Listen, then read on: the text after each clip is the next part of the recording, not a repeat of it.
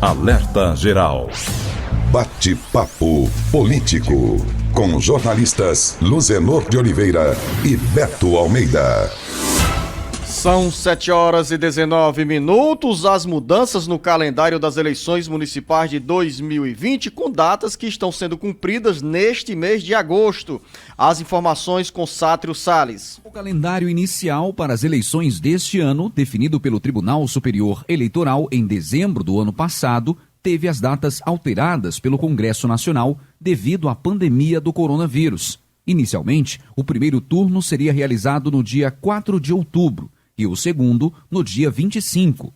Mas, com a PEC aprovada pelo Congresso, o primeiro turno passa a ser no dia 15 de novembro e o segundo no dia 29 de novembro.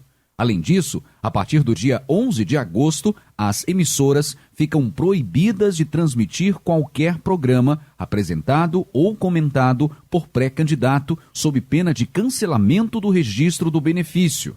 Entre os dias 31 de agosto e 16 de setembro, será o período destinado às convenções partidárias e à definição sobre coligações, e no dia 26 de setembro será o prazo para o registro das candidaturas. A partir desta data, a Justiça Eleitoral vai convocar os partidos e as emissoras de rádio e TV para elaborarem um plano de mídia para, em seguida, iniciar a propaganda eleitoral. No dia 27 de outubro, começa o prazo para partidos políticos, coligações e candidatos divulgarem relatório discriminando as transferências do fundo partidário e do fundo especial de financiamento de campanha, os recursos em dinheiro e os estimáveis em dinheiro recebido, bem como gastos realizados. Até o dia 18 de dezembro será realizada a diplomação dos candidatos eleitos em todo o país, salvo nos casos em que as eleições não tiverem sido realizadas. Com informações sobre o calendário das eleições 2020, Sátiro Salles para o Jornal Alerta Geral. São 7h22. Com a mudança no calendário das eleições municipais, defensores da ficha limpa temem candidaturas de condenados pela Justiça. Carlos Silva. Um alerta que surge nos bastidores políticos e envolve grupos que querem eleições mais limpas e sem corrupção. Uma resposta do Tribunal Superior Eleitoral, TSE, a uma consulta feita pelo deputado federal Célio Studart, do PV, é interpretada como uma abertura para candidatos fichas sujas disputarem as eleições municipais deste ano. O entendimento dos técnicos do TSE, segundo o parlamentar, é que um candidato com a ficha suja, que não poderia concorrer em 2020, se o calendário eleitoral fosse mantido para outubro, poderá disputar em novembro. Célio apresentou o pedido de esclarecimento ao TSE sobre a lei da ficha limpa há um mês, diante de dúvida surgida a partir do novo calendário das eleições. O parecer técnico ao pedido de informação segue para análise do relator ministro Edson Fachin e posteriormente para o plenário do TSE. A consultoria compreende que o momento de excepcionalidade da pandemia da Covid-19, elemento motivador da mudança do calendário, não afasta entendimentos tomados em momentos de normalidade. Não tendo o Congresso Nacional optado por postergar o prazo final das inelegibilidades em razão de alteração da data do pleito para o mês de novembro, entende-se não haver campo para que tal providência se dê no âmbito desta Corte Superior, compreende a área técnica do tribunal. Ou seja, segundo essa visão, de acordo com o deputado do Partido Verde, condenados em 2012 por Caixa 2, abuso de poder econômico, dentre outros, e que não poderiam disputar em outubro, estarão aptos com a nova data. Pela Lei da Ficha Limpa, Lei Complementar 135/2010, a inelegibilidade é de 8 anos. Com informações dos bastidores políticos, para o Jornal Alerta Geral, Carlos Silva. São 7h24. Jornalista Beto Almeida, esse assunto trazido pelo Carlos Silva gera preocupação entre especialistas da área do direito eleitoral e, ao mesmo tempo, boas expectativas para pré-candidatos às eleições deste ano que, se não fosse a mudança no calendário eleitoral, talvez estivessem fora da disputa por cargos eletivos no dia 15 de outubro. Está aí uma brecha encontrada por quem sonha que, após algum tipo de condenação em colegiado, entrar na disputa por um mandato de vereador ou por um mandato de prefeito. Beto Almeida, análise política com credibilidade e isenção. Essa consulta, Luzenor, feita pelo deputado Célio Studart, na realidade ela foi útil, porque estava pairando dúvida na cabeça de muitos políticos que foram condenados em 2012 e estavam inelegíveis. A inelegibilidade é por 8 anos. Então, por exemplo, tem caso aí de políticos, Luzenor, que essa inelegibilidade iria acabar dias depois do prazo para as eleições, que seria 4 de outubro. Agora que as eleições foram adiadas para novembro, ficou a dúvida, eles continuariam inelegíveis ou não?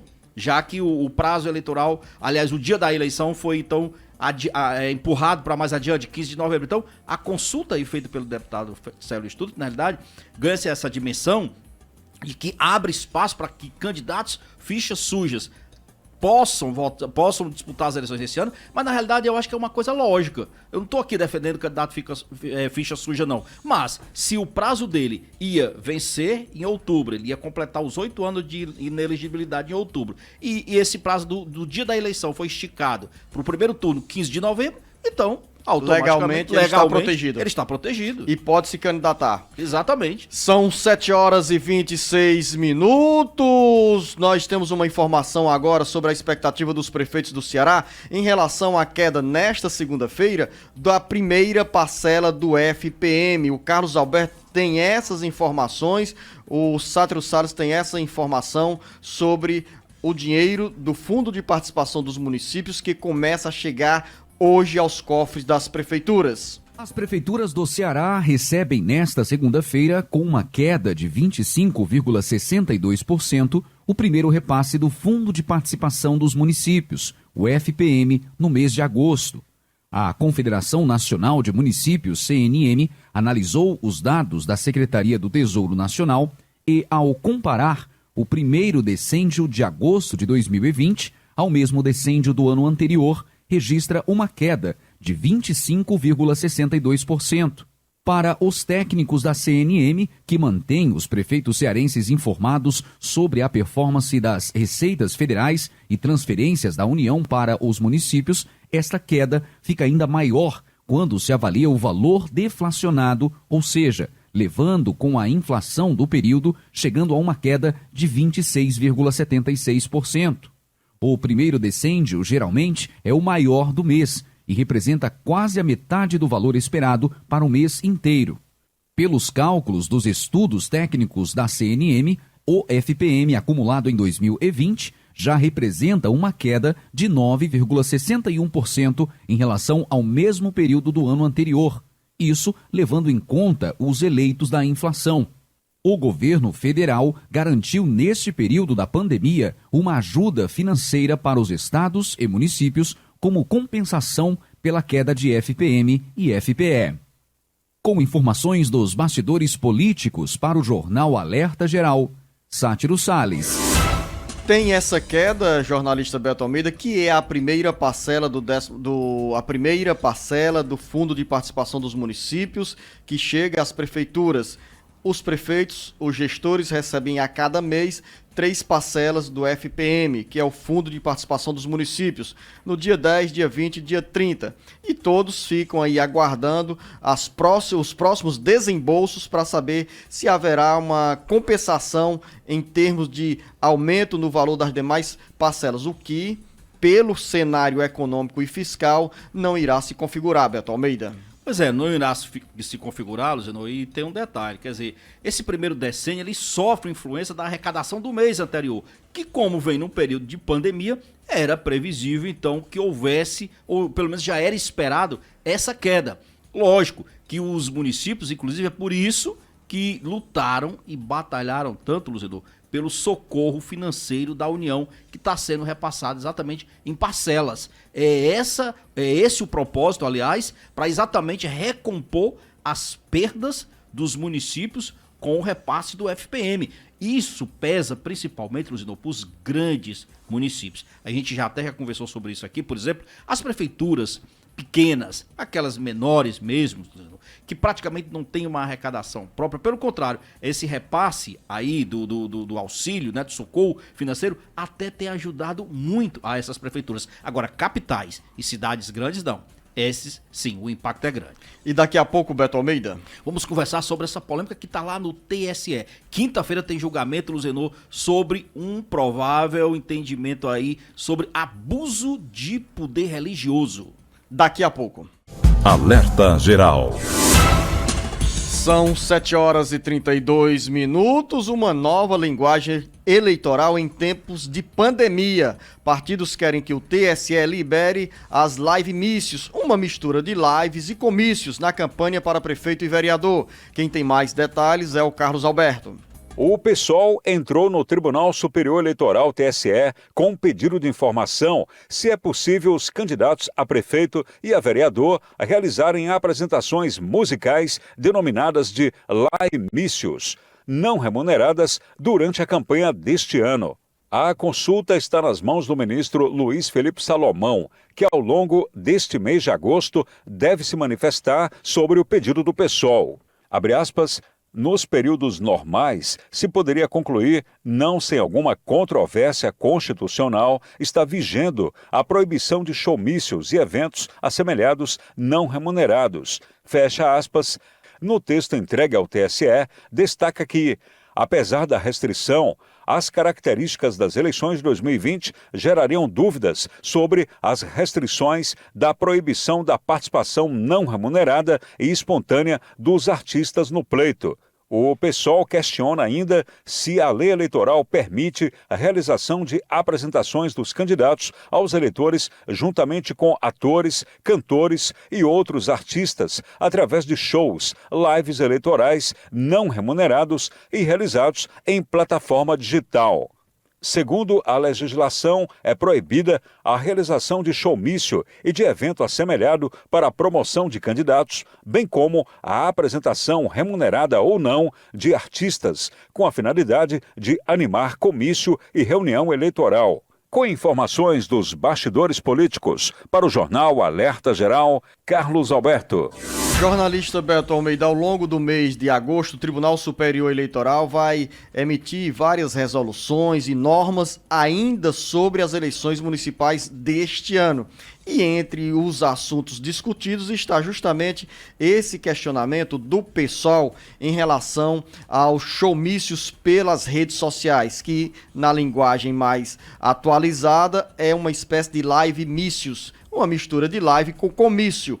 De um lado, o pessoal questiona se poderão ser realizados esses showmícios, esses shows mícios aí nas redes sociais, sem custos. Mas, claro, outros candidatos com condições financeiras para bancar a conta poderão também, Beto Almeida, requerer ao Tribunal Superior ou querer ser enquadrados pela norma do TSE para terem autorização na realização desses shows pela internet.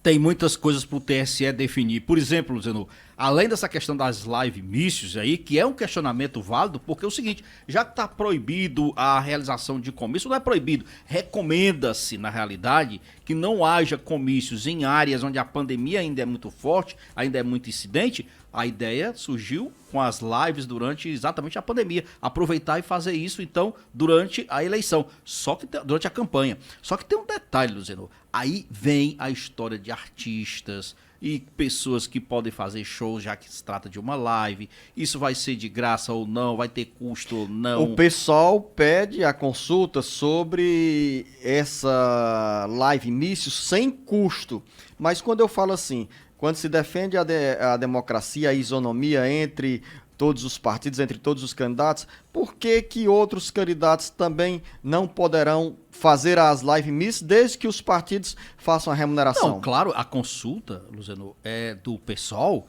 mas quando o TSE tomar uma decisão sobre isso, ela vai se estender para todos os demais.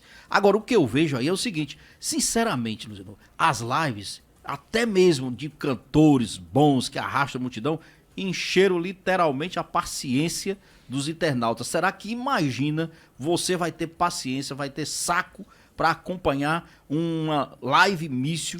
Mas acaba tendo uma atração, jornalista Beto Almeida, Se por você quiser menor ver que seja o artista. público mobilizado, mas desperta uma curiosidade muito diferente de ter apenas o eleitor como opção de ficar escutando, ouvindo, olhando um candidato falando, fazendo propaganda, vendendo as suas ideias. Olha, isso é algo que vai ser tão, assim, eu já estou prevendo aqui o seguinte, olha só, um candidato A marca uma live para um horário X do dia tal. Aí o concorrente o concorrente pode marcar, porque aí para o mesmo horário. Para o mesmo horário, aí vai diluir público, daqui a pouco ninguém vai estar aguentando. Mas, enfim, é uma proposta que vai ter. E outra também, Luciano, é que o TSE ainda vai definir nas suas resoluções o horário de votação do dia da eleição. Isso decisão que sai também neste mês de agosto. Isso não está decidido ainda não. A provável decisão do TSE vai no sentido de ampliar em pelo menos 1 hora o tempo de votação, uma vez que com a pandemia do coronavírus, muita gente está decidida a permanecer, eu estou falando assim com antecedência de 3, 4 meses, né? Mas há uma decisão por temor mesmo, em função de problemas de saúde, dessas pessoas ficarem em casa. Daí o TSE proporcionar 1 hora a mais, pelo menos os estudos dão esse indicativo, para permitir ou convencer como poder de convencimento para os eleitores ficarem mais à vontade nas filas, com menos filas nas sessões de votação.